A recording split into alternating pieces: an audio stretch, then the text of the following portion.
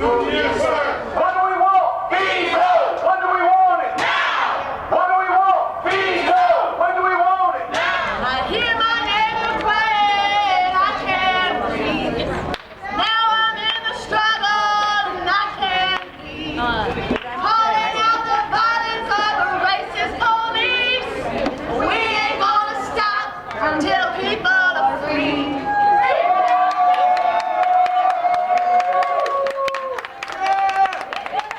Right now, I want to introduce a member of the community who stepped up since day one, who's testified in Senate hearings, who's testified before our our state legislative committees against SB 1445, Mr. Muwakil Kawi. Over the past 5 months, given the escalation of emotion, outrage, and subsequent anger surrounding the police-involved murders of unarmed citizens of this country, I've participated in many protests, think tanks, community-engaged discussions, as well as engagement with the political sphere of influence and community leadership here in Phoenix, Arizona. I have testified in hearings in both the House and Senate on this nonsensical bill, SB 1445. Every protest held here in Phoenix, Arizona surrounding the death of Rumain Brisbane was peaceful. To be clear, not one solitary organized protest took place at an officer's home or place of residence. This notion that we the people are somehow out for blood in these instances is not only a gross mischaracterization of our intent, but it is vile, it's despicable, deliberately inflammatory, and legislators who voted in favor, as well as other supporters of SB 1445, should be ashamed of themselves. Right on, brother. Right on. We do not want officer blood, we want justice. If nothing else, we have a recent history of destructive behaviors to cite as evidence of the effects of heaping bad legislation atop systems plagued by unaccountability. It is, however, unfortunate that a lack of accountability has been allowed to prevail far too long in this country.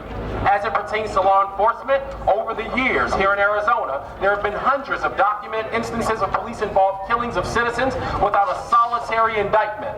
That means, you guessed it, they are literally getting away with murder. This has done nothing short of fostering the emotional dysfunction and distrust for law enforcement, especially when those occurrences of police-involved killings of unarmed citizens are sweeping the nation.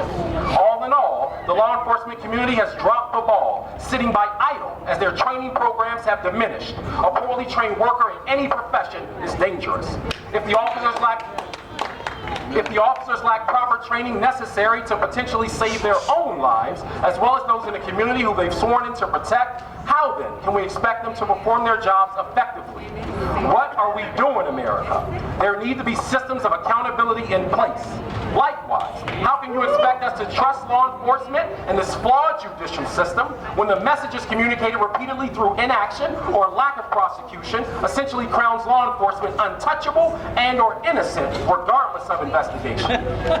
This proposed cooling off period can be characterized as nothing more than shenanigans. SB 1445 proposes to prevent a set of hypothetical situations which pose a potential security risk from occurring. I get it. Do I wish to see police officers or their families hurt? Absolutely not. We have an opportunity to craft legislation that properly protects against hypotheticals and moves us into a realm of reality. We the people are being asked to trust a system that hasn't served us from a judicial standpoint. Per Senator Smith, SB 1445 sponsor, this legislation is intended to prevent a peace officer from being tried in the court of public opinion. Unfortunately, the court of public opinion is the only court that these officers are being tried in, even in a remote sense. What in reality, I ask you, amounts to due process? The real problem is there's a lack of prosecution in these instances, and without indictment or findings of wrongdoing and or misconduct, in documented case after documented case here in Arizona, Rumain Brisbane being the most recent, the lack thereof fosters more distrust between citizens and law enforcement, which naturally creates a rift. The people, we the people, desire legislation that doesn't empower anyone, regardless of your job responsibilities, to some untouchable level of super citizenship. Withholding this information from the public is a surefire way to have this whimsical group of Phoenix citizens, or we the mob, as Senator Smith has branded us, from further feeling that a cover-up is more important than prosecution. Yeah. legislation proposes to shut the people out of a system with blatant transparency issues already. It screams cover-up, which breeds distrust and will further infuriate the people.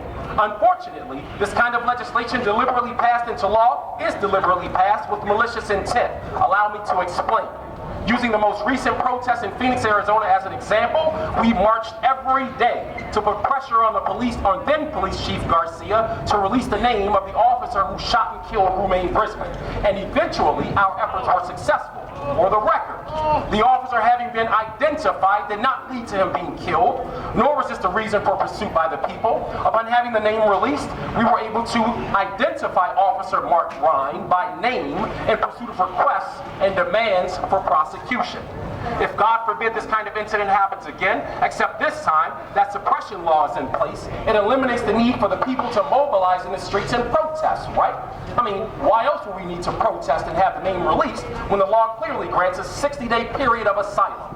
So, if and when people protest in manners that are proven effective, despite new legislation passed into law, they'll be immediately arrested. This is obviously a ploy to prevent assembly, which is our constitutional right. As for this proposed legislation leaving space for a cooling down period of 60 or any prolonged stint of days, it's likewise preposterous as a viable option. Why? Because this isn't an issue of a mob of citizens marching on town squares or city halls with hot heads needing space to cool down. The issue is a lack of transparency, lack of prosecution, which speaks to an overall lack of accountability, both from a legislative vantage point and within our police department.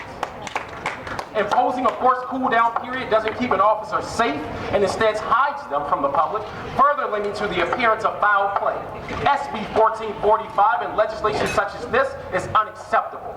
I urge constituents of the community nationwide to call the governor's office and express outrage over this legislation, or rather over the legislative passing of this bill. And you can do so by dialing 602 Pull out your phone. 542-4331. I will repeat, 602-542-4331. Governor Doug Ducey, you have a job to do. And that job is to protect and serve in your capacity as a public servant the entire base of citizens of Arizona and not just the police. Do your job. Veto SB 1445.